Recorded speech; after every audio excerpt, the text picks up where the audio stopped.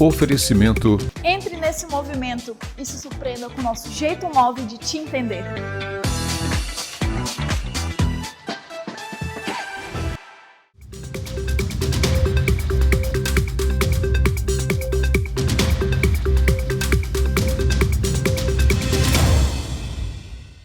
Olá, boa tarde, seja bem-vindo ao Amazônia News desta terça-feira, hoje dia 24 de janeiro. A gente começa esta edição trazendo até você os principais destaques do dia. No total de 27 senadores vão tomar posse no dia 1º de fevereiro. Eles vão passar a exercer atribuições exclusivas no Senado, como a aprovação de empréstimos internacionais e da indicação de autoridade.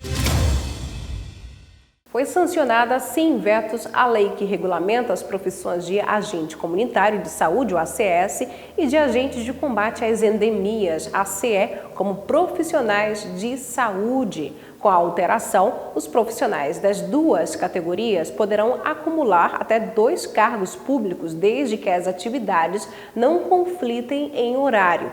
A lei teve origem na Câmara dos Deputados, foi aprovada pelo Senado em dezembro do ano passado, quando teve o voto favorável do relator. E hoje de madrugada em Santarém foi registrada uma forte chuva pela manhã e a previsão é de mais chuva para a nossa região. Mas quem traz as informações, os detalhes, é a repórter Heloísa. Sim, como já era de se esperar, pois segundo a previsão meteorológica fala que Santarém e região receberiam um volume maior de chuva neste período de inverno de 2023, a população já anda sob alerta, pois nas primeiras horas da madrugada desta terça-feira, um volume razoável de chuva caiu em Santarém. Mas o que vem preocupando a população é realmente as trovoadas e relâmpagos e acompanhados até de raio.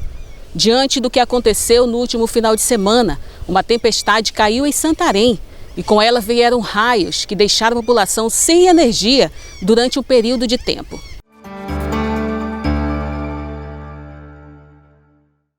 E ainda falando sobre chuva, a gente fala sobre previsão do tempo para esta terça-feira. Aqui na Pérola do Tapajós, agora 26 graus, a sensação térmica em 28 graus, a previsão de chuva rápida durante o dia, a variação entre 24 e 30 graus, umidade relativa do ar em 89%.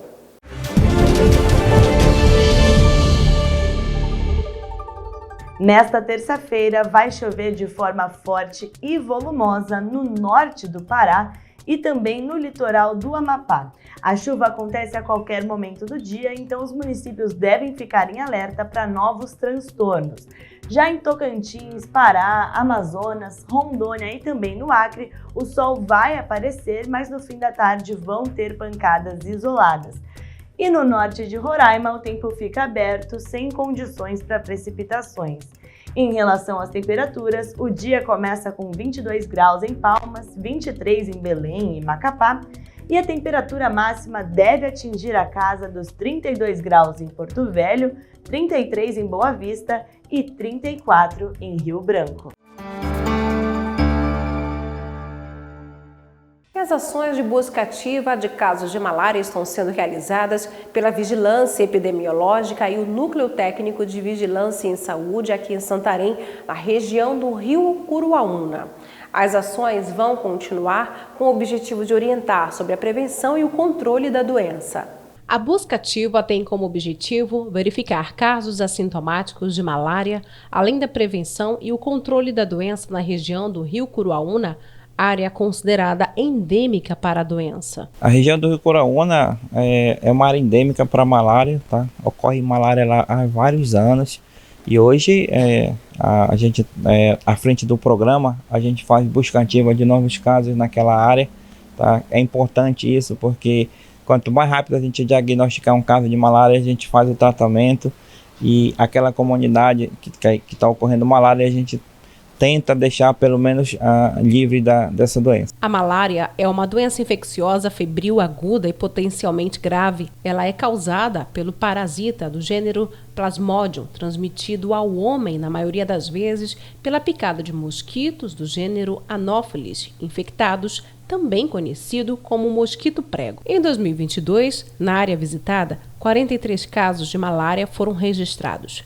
Em 2023, nenhum caso foi registrado da doença. Os dados chamam a atenção do Núcleo Técnico de Vigilância em Saúde. Aparentemente, 43 casos, se for olhar, é pouco, mas para uma área que tem uma transmissão constante, isso já é muito. Santarém vem enfrentando ano a ano o crescimento desses casos de malária e a gente faz esses trabalhos lá constantes para que a gente não tenha esse crescimento dessa doença, né? Para que ele não fuja do nosso controle. A busca ativa de novos casos que é feito funciona muito bem nessa questão. A gente faz distribuição de mosquiteiros, a gente faz diagnóstico e tratamento lá mesmo na área. A gente tem uma equipe lá que faz trabalhos semanais em toda aquela área. Então, visto desse jeito, dessa forma, a gente acredita que a gente está trabalhando para que a malária não venha se alastrar no município. E hoje pela manhã foi apresentado durante uma cerimônia especial um manual com orientações técnicas da arborização aqui do município.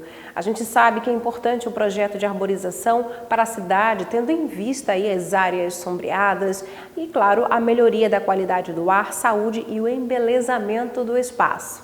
Sim, a gente precisa avançar muito, né, na arborização.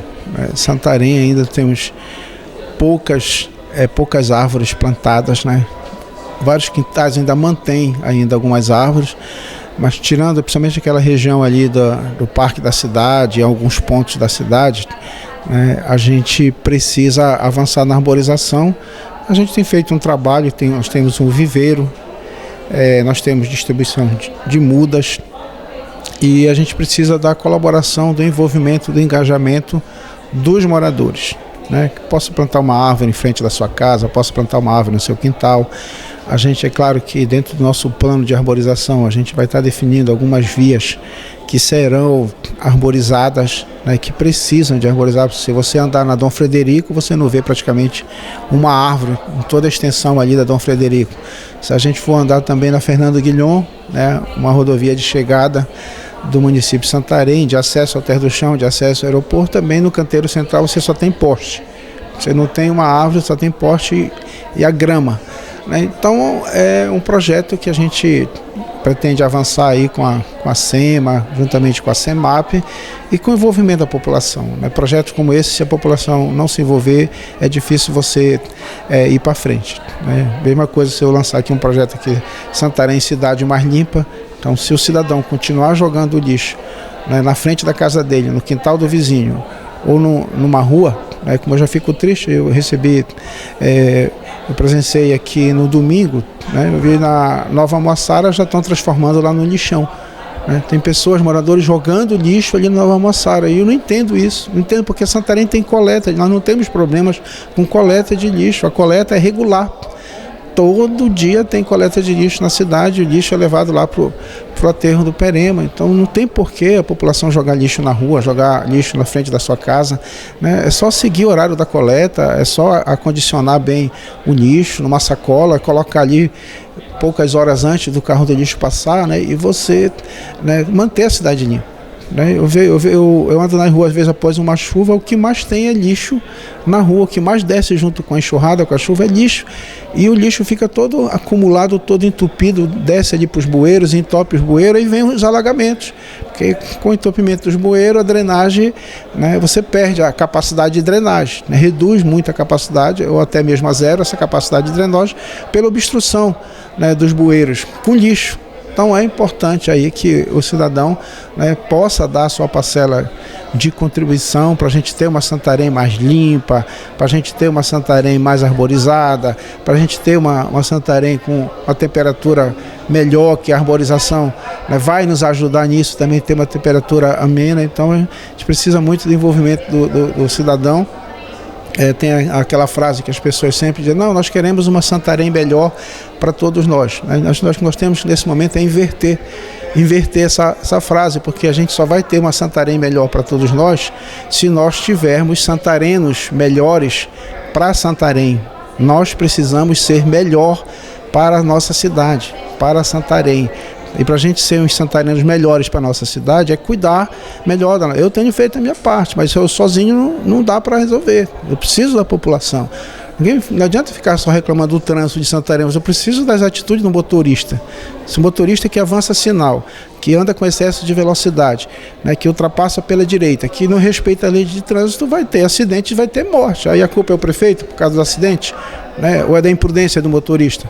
Então, se a gente quer um trânsito melhor, a gente precisa ter melhores motoristas, melhores para o nosso trânsito, né? Então, se a gente quer ter uma Santarém melhor, a gente precisa também ter santarenos melhores para Santarém, que nos ajude nisso, a ter uma cidade limpa e a ter agora nesse projeto, né, que é a pauta daqui, a ter uma Santarém mais arborizada. Hoje a gente consegue ver que tanto a lei como o manual que está sendo lançado hoje, ele vai vir para orientar a cidade como um todo a fazer uma correta arborização na cidade, fazer a escolha correta das espécies. Então hoje, quando a gente observa a cidade, ela tem uma certa arborização, mas com bastante espécies que são exóticas e que não representam num todo a nossa cidade, a nossa região, a nossa Amazônia.